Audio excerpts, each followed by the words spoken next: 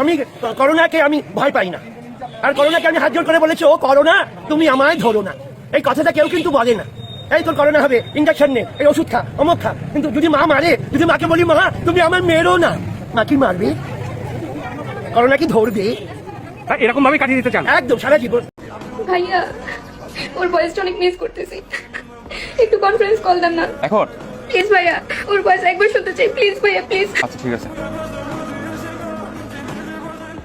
কি রে, কই তুই? আরে ভাই কোশ না রে ভাই, 7 দিন হলে হাগা হয় না, আজকে অনেক কষ্ট হাগা বেরোছে, হাই দিচ্ছি।